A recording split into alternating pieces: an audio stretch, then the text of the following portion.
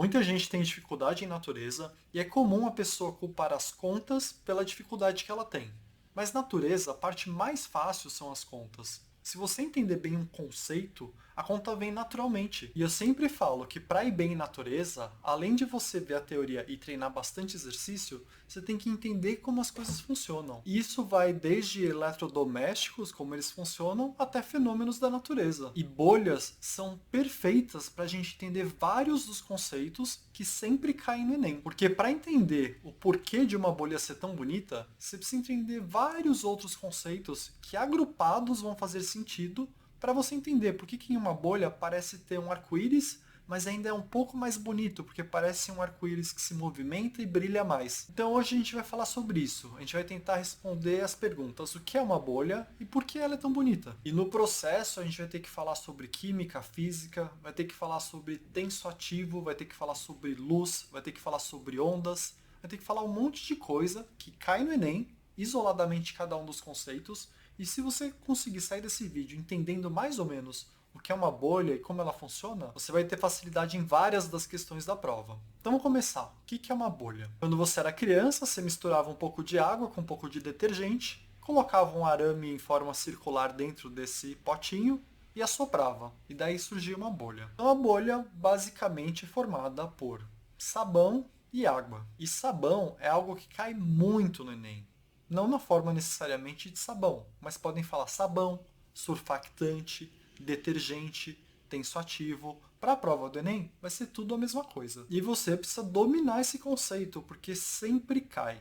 Sabão é basicamente uma molécula longa que parte dela é polar e parte dela é apolar. E a consequência disso é que ela pode se ligar tanto a moléculas polares como a moléculas apolares, às vezes simultaneamente. E esse é o funcionamento de, por exemplo, quando você está tomando banho e passa sabão para se limpar. O que está acontecendo na prática é que o sabão está se ligando na gordura que está no seu corpo, que a gente vai chamar aqui de sujeira, e quando você joga água por cima, ela também se liga no sabão, na ponta oposta do sabão, tirando a gordura do seu corpo, porque o sabão vai estar ligado simultaneamente de um lado a gordura, que é apolar, e de outro a água, que é polar. E isso é incrível porque substâncias polares tendem a ficar com substâncias polares e substâncias apolares tendem a ficar com substâncias apolares. É por isso que quando se mistura água e óleo, eles ficam separados num copo, por exemplo. Sabão, detergente, surfactante, tensoativo, que a gente vai considerar tudo a mesma coisa, tem a capacidade de fazer um se conectar ao outro. E é isso que possibilita também, por exemplo, a existência de bolhas no ar. A bolha é uma estrutura esférica com ar ao redor dela, pelo lado externo, e ar pelo lado interno dela. Entre o ar interno e externo, a gente vai ter um sanduíche de sabão, água e sabão. Então são 3 camadas esféricas grudadas. Uma mais externa de sabão, aí a parte do sabão que é polar vai estar virado para a água, que vai ser uma camada intermediária, segurando por dentro outra camada de sabão, que também vai ter a parte polar virada para a água e a parte apolar virada para o ar. Então são 3 camadas, uma em cima da outra, a água sendo a do meio, segurando as 2 camadas de sabão. E ar por dentro da esfera e ar por fora da esfera. Então, quando você coloca o arame circular na água com sabão e tira ele, o que vem no centro do arame são essas 3 camadas já organizadas. Aí você assopra nessas 3 camadas e elas formam a esfera. Então até aqui a gente descobriu como se forma uma bolha, mas não porque ela tem aquele brilho e aquelas cores todas. Mas já tivemos que pensar em um monte de conceito que pode cair. Pode cair tensoativo, detergente, surfactante, agora você já entende o que é uma molécula que tem um lado polar e apolar. Isso faz com que ele consiga se conectar tanto a água como a óleo, simultaneamente às vezes. Você já relembrou que substâncias apolares tendem a ficar com substâncias apolares, e a gente vai chamar essas substâncias de lipofílicas ou hidrofóbicas. Quando a gente fala que algo é fílico, a gente está pensando em amigo de. Quando a gente fala que algo é fóbico, a gente está pensando em tem medo de.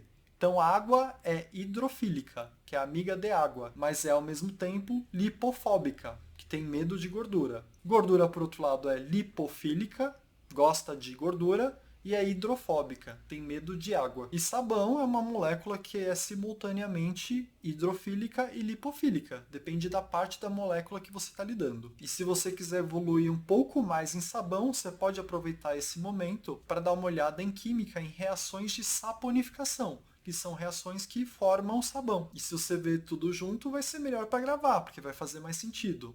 Tem gente que falaria que isso é interdisciplinar, mas não é interdisciplinar, porque é tudo a mesma coisa. Na minha cabeça faria muito sentido você ver reações de formação de sabão quando você está vendo sabão, mas nada disso explica por que as bolhas são bonitas. Isso é só como são formadas as bolhas. Agora vem a parte de por que elas brilham daquele jeito, por que elas têm várias cores. E para entender isso, você precisa saber um monte de coisas sobre luz, vários conceitos que caem no Enem.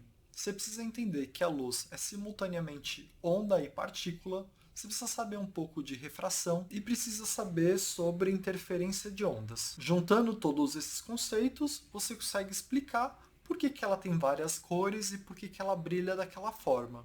Que é o mesmo jeito que brilha, por exemplo, gota de óleo quando você vê no chão, e às vezes até alguns tipos de óculos que você olha, dependendo do ângulo que você olha, tem umas cores diferentes e um brilho diferente. Esse fenômeno, que acontece tanto com a bolha como com as gotas de óleo, é chamado de iridescência. Esse fenômeno não é cobrado pelo Enem. Mas para explicar a iridescência, você precisa saber vários outros conceitos, que são os que eu já acabei de falar e que eu vou explicar um pouquinho agora, que juntos formam esse visual da bolha. E esses outros conceitos caem sim no Enem. Então a primeira coisa que você tem que colocar na sua cabeça é que a luz é simultaneamente onda e partícula. Em alguns momentos você vai usar um modelo de luz como se ela fosse uma partícula, vai ser mais simples analisar dessa forma. Em outros você vai usar um modelo como se ela fosse uma onda. Quando você fala de reflexão, refração, de ângulos, é mais simples falar como se ela fosse uma partícula. Mas quando você está falando de interferência construtiva e destrutiva, você tem que pensar como se fosse uma onda. Então vamos começar falando como se ela fosse uma partícula e falar do fenômeno de reflexão e de refração. Reflexão é quando a luz bate em um meio diferente do meio que ela está e continua no mesmo meio. Ela bate e volta. Já na refração, ela não volta. Ela atravessa para um meio novo e nesse processo ela sofre um desvio. E é interessante da gente saber agora que esse desvio depende da cor que é a luz que está chegando. Cada cor vai desviar um tanto. É um pouco mais simples entender a reflexão quando a gente olha para um espelho e é um pouco mais simples entender a refração quando a gente olha para um arco-íris. Como a luz do sol tem várias cores juntas, e como cada cor sofre um desvio diferente quando troca de meio, dependendo do local onde chove e dependendo do ângulo que está chegando a luz do sol nesse local, as gotas de chuva vão conseguir separar essas várias cores que tem na luz do sol. E aí vão produzir o que a gente chama de arco-íris. E, na verdade, o fenômeno que está acontecendo ali é a refração. Diferentes cores vão ter diferentes desvios, então todas as cores quando estão juntas a gente não consegue diferenciar elas, mas quando elas sofrem desvios diferentes e formam um arco-íris, a gente consegue ver que na luz do sol tem várias cores distintas. Cada gota de chuva, nesse caso, está atuando como um pequeno prisma de Newton, que é basicamente um prisma com um índice de refração diferente do ar, para que tenha esse desvio na troca de meio. Então a luz sai do ar, passa por esse prisma e esse prisma vai atuar como um separador de cores. E ele consegue fazer essa separação porque a face por onde a luz está entrando não é paralela à face que está saindo. Então o desvio que separou as cores não é corrigido na hora que a luz sai pelo outro lado. E isso é algo que pode cair no Enem. Eu recomendo que você dê uma pesquisada nisso. Procura por prisma de Newton e índice de refração. Você vai conseguir entender tudo direitinho depois dessa explicação. E isso é importante para você entender porque que numa bolha vai ter tantas cores também. Porque entre as camadas de sabão que tem na bolha, você também vai ter uma espécie de prisma. A bolha em si não é um prisma, mas como você tem camadas e elas estão em forma circular, a face de entrada da luz vai ser num ângulo diferente da face de saída. Então também não vão ter faces paralelas. Então essas camadas, essa forma de sanduíche da bolha vai ter um efeito também de prisma de Newton, o que explica várias colorações diferentes numa bolha. E você também precisa entender que nem sempre acontece exclusivamente a refração e exclusivamente a reflexão. É comum acontecer os dois simultaneamente. Por exemplo, quando você olha para um vidro, O vidro, a luz atravessa pelo vidro, mas a luz também reflete no vidro. E isso é crítico para a gente entender porque que a bolha não é exatamente igual ao arco-íris, e você vai ver as cores meio que brilhando numa bolha, com uma intensidade diferente. Então até agora a gente já entendeu como é que a bolha fica estável no ar, como que a bolha tem várias cores, e falta a gente entender por que não é exatamente igual a um arco-íris. Tem várias cores, mas às vezes uma cor predomina, e essas cores têm um brilho diferente que você não vê em outros lugares. E para entender essa última parte, a gente tem que voltar ao conceito de luz, entendendo ela como se fosse onda. Ondas que se encontram podem passar por um processo de interferência, e essa interferência pode ser construtiva ou destrutiva. Ondas que estão em fase sofrem uma interferência construtiva e ficam maiores.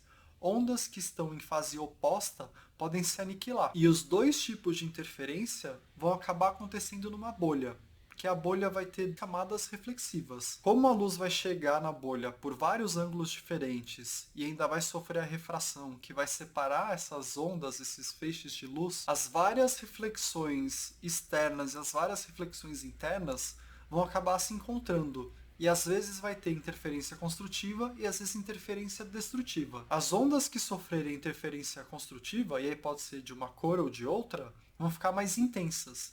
E algumas outras cores e outras ondas vão sofrer interferência destrutiva, vão se aniquilar e vão sumir. Então você não vai ter a cada instante todas as cores como de um arco-íris. Você vai ter umas cores mais realçadas, porque sofreu interferência construtiva, e você vai ter umas cores que vão sumir em determinado instante, porque sofreram interferência destrutiva. Como a bolha também está sempre em movimento e o ângulo que chega a luz também está sempre em movimento, essas cores vão ficar variando. E você vai ter a percepção de cores se movendo e vai ter realces diferentes a cada instante. Em um momento tem o roxo aparecendo mais, em outro momento tem o laranja aparecendo mais, mas quase formando um arco-íris com mais realce, mas não formando o arco-íris, porque tem cores se aniquilando. E isso vai acontecer principalmente porque você vai ter essas duas camadas reflexivas que vai dar a chance de várias ondas se aniquilarem ou se intensificarem. Então o que a gente chama de iridescência, que de novo não cai no Enem, é a soma desses conceitos de refração, reflexão, com as interferências, tanto construtiva como destrutiva. E tudo isso acontece no que a gente chama de bolha. E com isso a gente passou rapidamente para te ilustrar vários dos conceitos que caem na natureza do Enem. Então você tem que saber sobre substâncias hidrossolúveis e lipossolúveis, você tem que saber sobre tensoativo, que a gente também chama de surfactante, de detergente, de sabão. Você tem que saber que a luz tem essa qualidade tanto partícula quanto onda, depende da forma que você analisa, às vezes é melhor ver de uma forma, às vezes é melhor ver de outra. Você tem que saber que a luz sofre os fenômenos de reflexão e refração e que ondas sofrem o fenômeno de interferência construtiva e destrutiva. Eu espero que alguns desses conceitos tenham ficado um pouco mais claro para você. Não deixe de procurar eles individualmente, esse é um bom momento para você entender um pouco melhor, porque questões conceituais são muito comuns no Enem. E eu vou deixar aqui no final um vídeo sobre luz que eu fiz no passado, que tem vários dos conceitos mais aprofundados, e eu espero que te ajude. Então é isso, obrigado.